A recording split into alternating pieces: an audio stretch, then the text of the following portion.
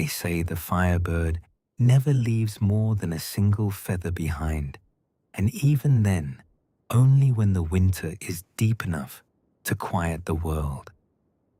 On the coldest night of that year, when the river lay frozen beneath a sky of unmoving stars, a traveler found one glowing in the snow beyond the black line of the pines.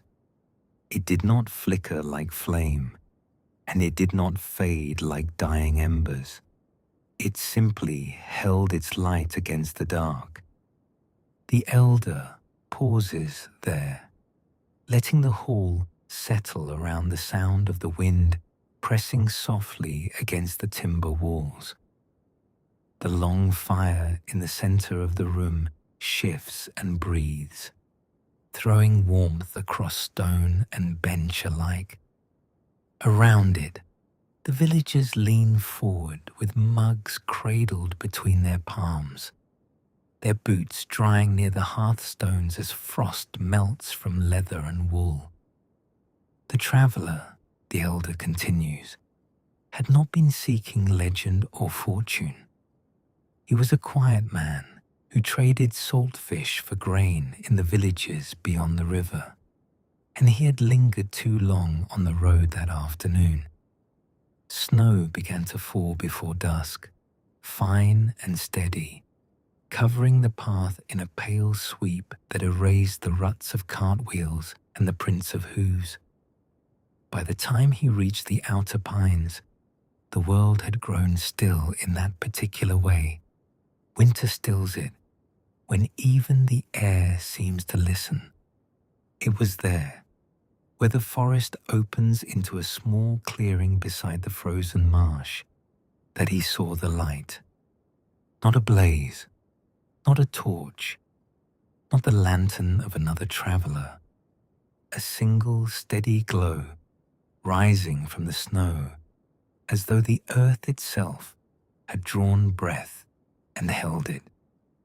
He thought at first it was a trick of the storm, some reflection cast from the moon behind thin cloud. He stepped closer, boots pressing into untouched drifts, each step releasing a soft, hollow sound beneath the crust of ice. The glow did not shift. It did not dim. It remained where it lay, half resting upon the snow, half sinking into it, as though the cold itself welcomed it. The elder leans forward, firelight tracing the lines of his face as he speaks. The feather was long and curved, deep red along its spine and brighter at its edges, as though lit from within. Frost gathered lightly upon it, but did not cling. Snow touched it, but did not bury it. The traveler reached out, not with greed, but with the caution of a man who has walked enough winters to respect what he does not understand. When his fingers closed around it, warmth spread through his palm and into his wrist, steady and certain, like standing near a hearth after hours in the wind. The cold that had settled into his bones began to loosen its hold. His breath no longer stung as sharply in his chest. The world around him remained white and silent, yet he felt as though he carried a small sunrise in his hand. Around the hall, someone shifts on a bench, and another tops off a mug with dark ale. The fire hums low and even. No one speaks over the elder. The traveler stood there for a long moment beneath the quiet pines, holding the feather as snow continued its patient descent. It was then, the elder says, that he heard it. Not a cry, not a roar, but a distant sound high above the forest, like wind crossing the mouth of a narrow valley, threaded with something brighter beneath it, a tone that rose and fell without urgency, a sound that seemed to move across the sky rather than through the trees. The traveler lifted his eyes. The clouds parted briefly, revealing a stretch of dark night pierced with stars. For the space of a breath, he sensed movement far beyond sight, something vast crossing unseen paths overhead. The sound faded as gently as it had come, leaving only the hush of snow against pine needles. He did not chase it. He did not call out. He simply closed his coat around the feather and turned toward the road that would lead him home. The elder settles back slightly, allowing the rhythm of the hall to steady again. The wind outside eases, replaced by the low murmur of winter pressing against the shutters. The story has begun, and every ear in the room now leans toward it. The traveler walked through the pines with the feather tucked close against his chest, and with each step, warmth followed him. Frost loosened from his beard. The ache in his shoulders eased. Even the snow beneath his boots felt less biting, as though the ground remembered summer somewhere beneath its frozen skin. By the time the first lights of the village came into view beyond the ridge, the storm had thinned into soft, drifting flakes. Smoke rose straight from chimneys into the night air, and the river lay silent under its coat of ice. He crossed the wooden bridge without pause and stepped onto the main road, where lanterns burned low outside the tavern door. It was there, the elder says softly, that the true tale began, and around the fire, no one looks away. The traveler pushed open the tavern door with snow still clinging to his boots, and the first breath of warmth met him like a familiar hand at his shoulder. The long hall was already alive with quiet voices and the low murmur of evening trade. Lantern lights shimmered along the beams, and the hearth at the center of the room carried a steady bed of coals that glowed deep and red. He stepped inside and closed the door against the wind, brushing snow from his sleeves before moving toward the fire. The feather remained tucked within his coat, resting close to his chest. Even through wool and linen, its warmth held steady, not burning, not flaring, simply present. The elder's voice lowers slightly as he continues. At first, no one noticed anything unusual about him. Travelers came and went often during winter, and each carried the marks of road and storm upon their shoulders. He greeted the innkeeper, accepted a mug of dark ale, and took a place along the long wooden bench near the hearthstones.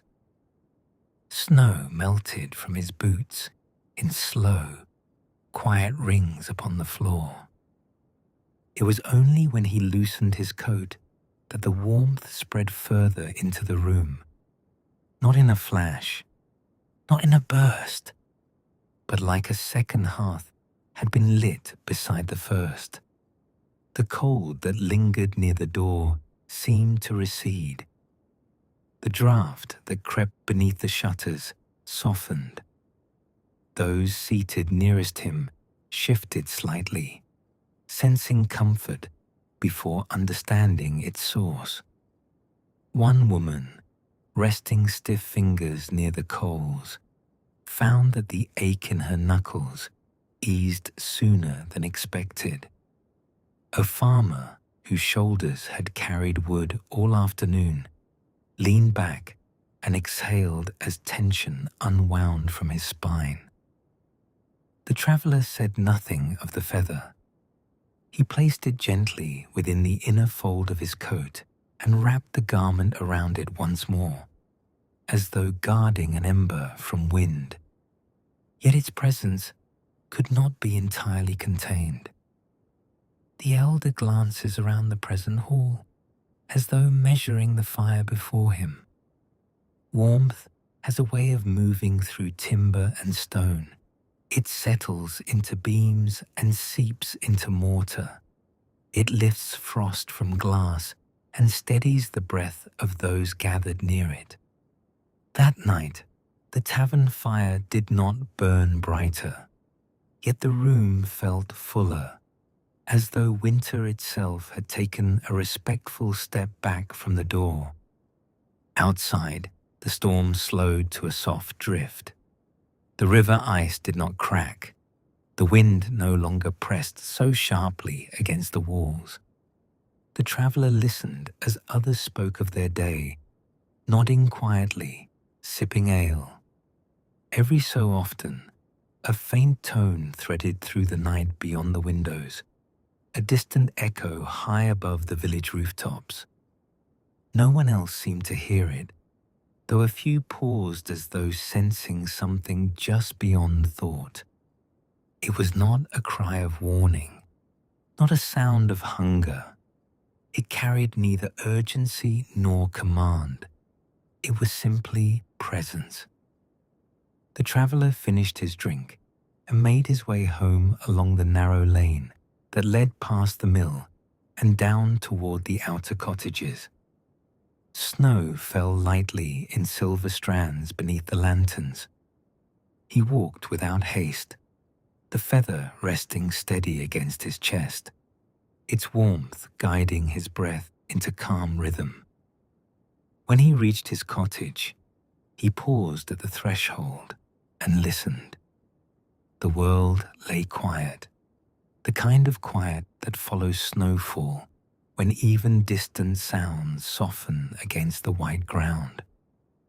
He stepped inside, set a small log upon his hearth, and waited for flame to catch. The feather's glow reflected faintly against the walls before the fire fully took hold. He laid it upon the wooden table beside his chair and watched. The elder's voice slows here, matching the pace of embers settling. The feather did not blaze. It did not spark. Its light remained contained, a steady, deep red that pulsed gently like breath. The cottage warmed more quickly than usual, the chill leaving the corners and beams without resistance. Frost melted from the inside of the window panes. The scent of smoke carried no sharpness. He slept that night without dream or disturbance, the feather resting on the table beside the hearth, its glow steady through the dark hours.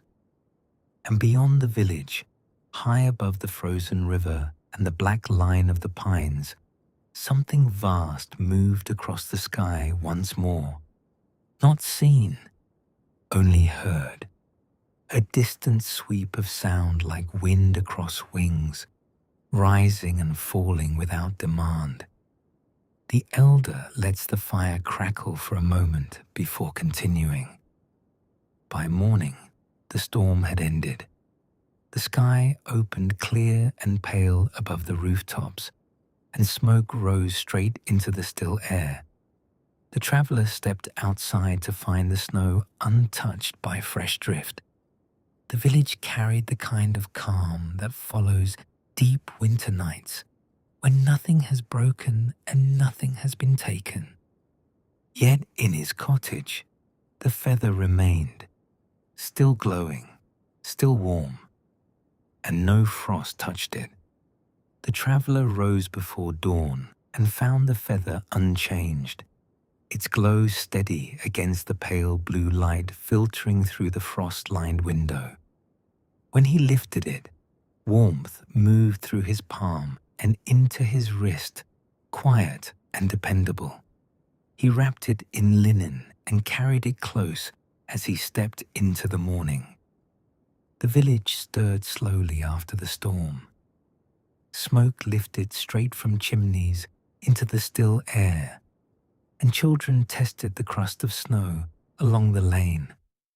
The cold remained sharp, yet wherever the traveler paused, it felt softened, as though winter had eased its grip by a small measure. He joined the others near the well and listened more than he spoke. A farmer laughed more easily than the day before. A widow lingered near him as they carried buckets together.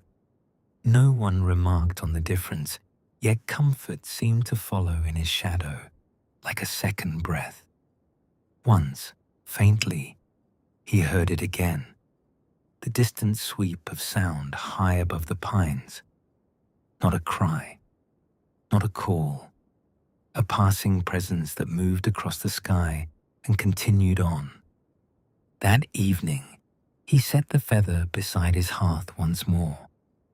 Flame took quickly to the logs, and warmth filled the cottage with gentle certainty. He sat in the quiet glow and understood something simple.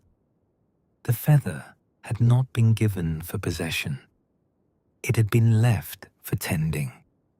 And through the long stretch of winter, its steady ember would remain, not as a blaze, but as a reminder that even the coldest nights hold a quiet warmth somewhere within them.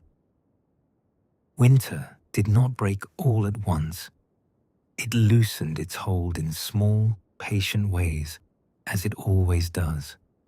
The river ice thinned at its edges, dark water beginning to show beneath the pale crust.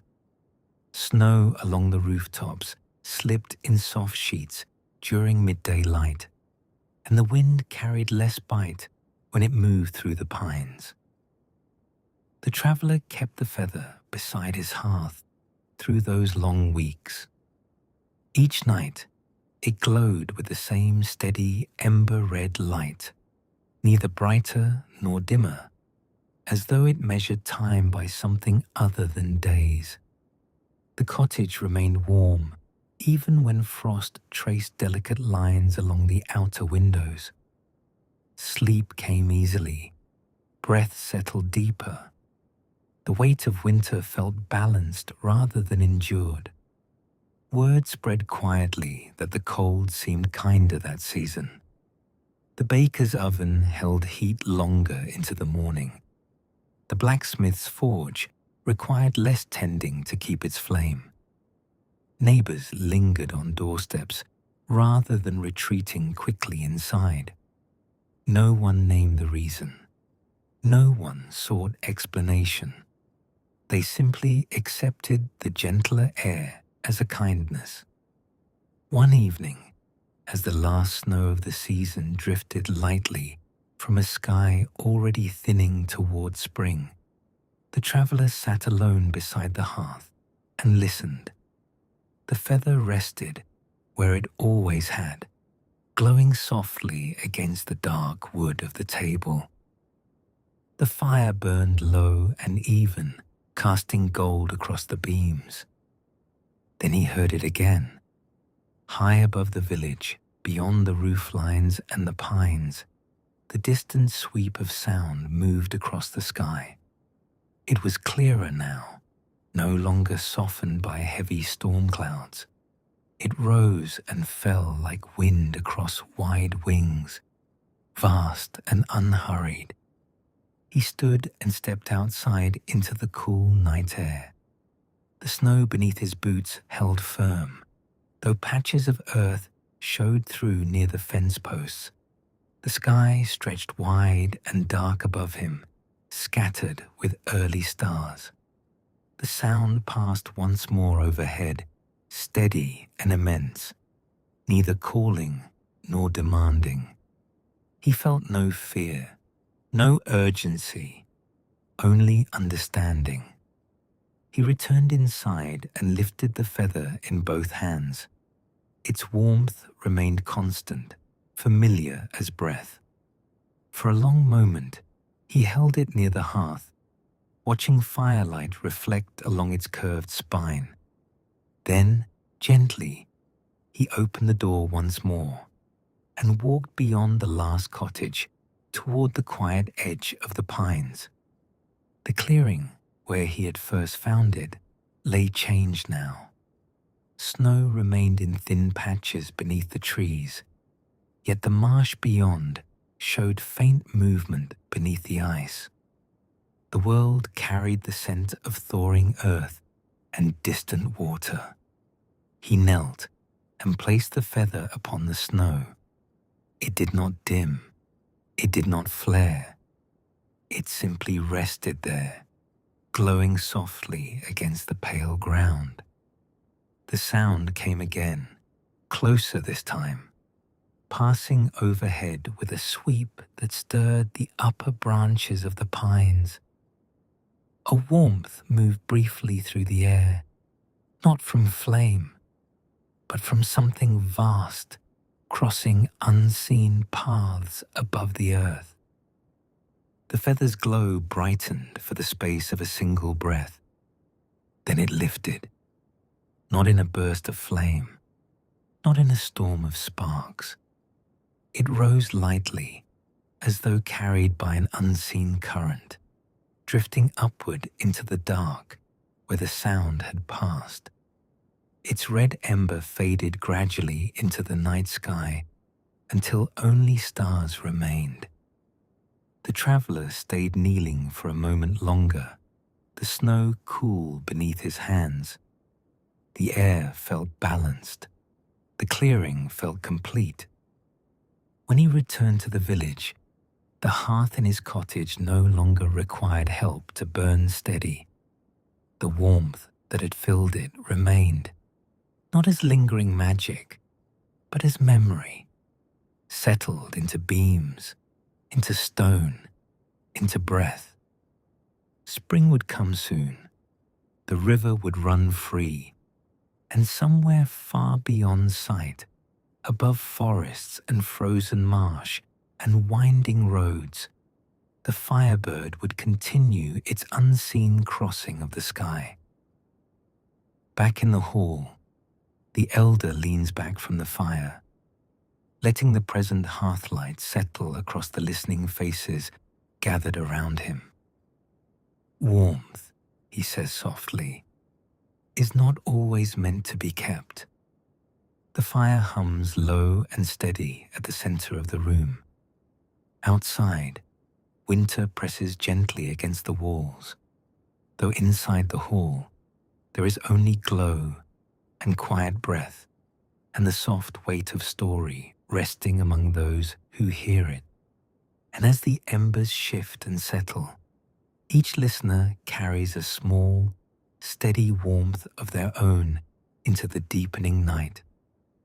The elder does not rush to speak again. He lets the fire breathe, lets the hall settle into the gentle weight of what has been told. Outside, wind brushes lightly along the eaves, softer now than it was at the beginning of the tale. Mugs rest half-finished in steady hands, and the warmth of the hearth feels fuller, as though the story itself has added something to the flame. Someone near the back shifts closer to the fire. Another draws a cloak tighter around their shoulders, not from cold, but from the comfort of being held in shared quiet. The hall carries that particular stillness that follows a good tale, when no one feels the need to fill the air, and the crackle of wood becomes enough. The elder reaches forward and adjusts a log with the iron poker, sending a small shower of sparks upward before they settle back into glowing embers. It is said, he adds gently, that some winters pass more kindly than others, and sometimes it is because someone chose to return what was never meant to be kept. The wind beyond the walls grows quiet again. The fire hums low and even, and in the space between flame and shadow, each listener feels a small ember of warmth settle within them. steady, quiet, and their own to tend as the long night stretches peacefully on.